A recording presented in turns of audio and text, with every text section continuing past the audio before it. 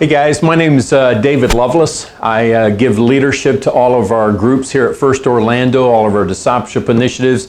You also see me on stage sometimes either hosting or teaching the weekend message. It looks like we all survived the hurricane really well, but at the same time we continue to pray for all of our brothers and sisters over in the Bahamas. All the people over there actually are brothers and sisters.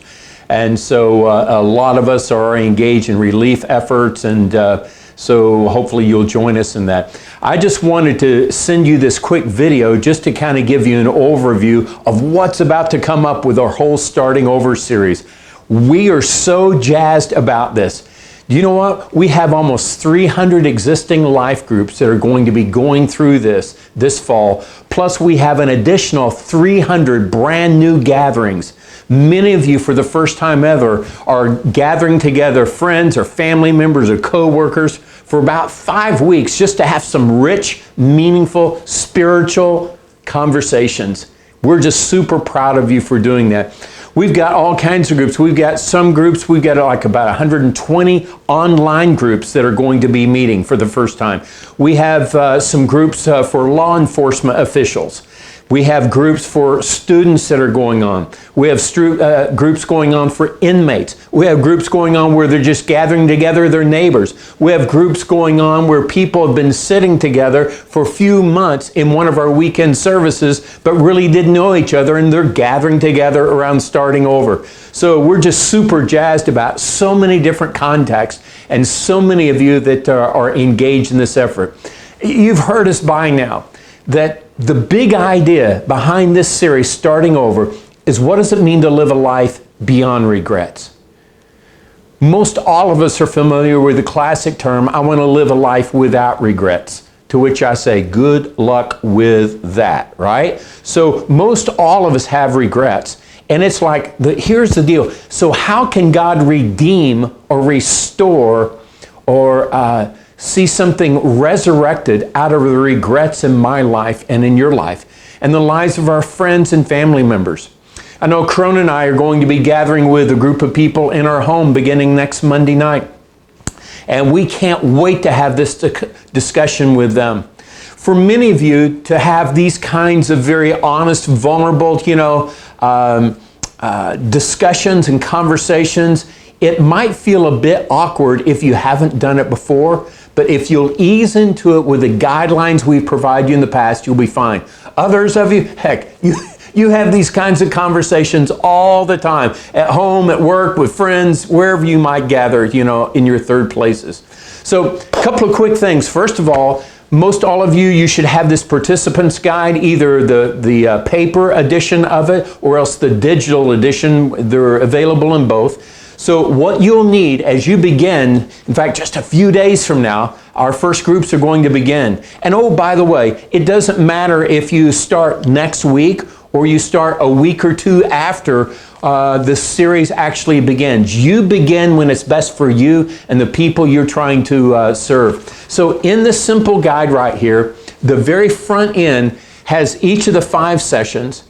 It has the icebreaker questions, has the discussion questions, has what the video's all about, has life application questions. And then at the very end of this, there's like a leader's guide for each of the 5 weeks that kind of walks you through step by step how to do it. So here's what I want to encourage you to do.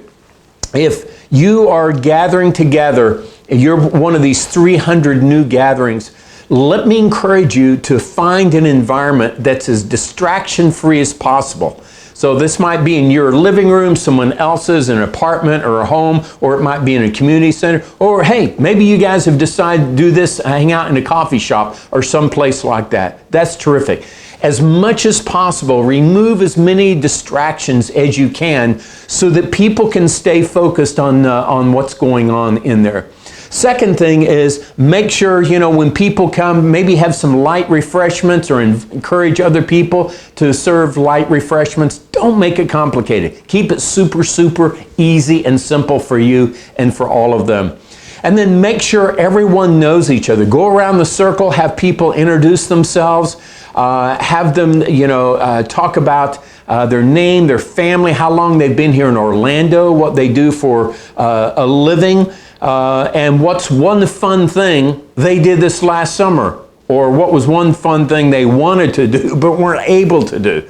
So just start off with something really, really light like that. And then we include a couple of initial questions for you to ask the people in your group.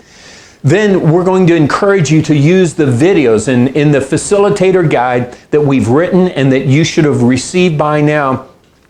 I kind of say here is where you can locate each of the 5 videos. Each video for each week, 1 video per week, is only about 8 or 9 minutes long, okay?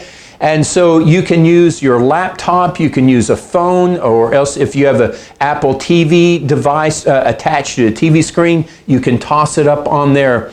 And so you can just show that. Some people are electing not to use the videos. Many others of us, including myself, are going to use the videos. You do what's best for you and your particular group. And then after the video is over, after 8 or 10 minutes, then there's a series of discussion questions that are in here. Then there's some Bible questions, if you're getting into the biblical context of this concept, that you can explore with them as well. And then at the end, some life application questions.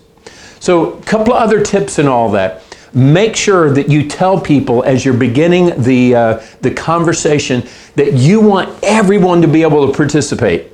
And if everyone's going to participate, that means that each person needs to speak in paragraphs, not in chapters. You know what that means? That means, each person shouldn't talk for more than 3 or 4 minutes at a time so that the next person can share. So tell people you want everyone to participate. And, if they have even more to share, maybe they could do that later on in the discussion.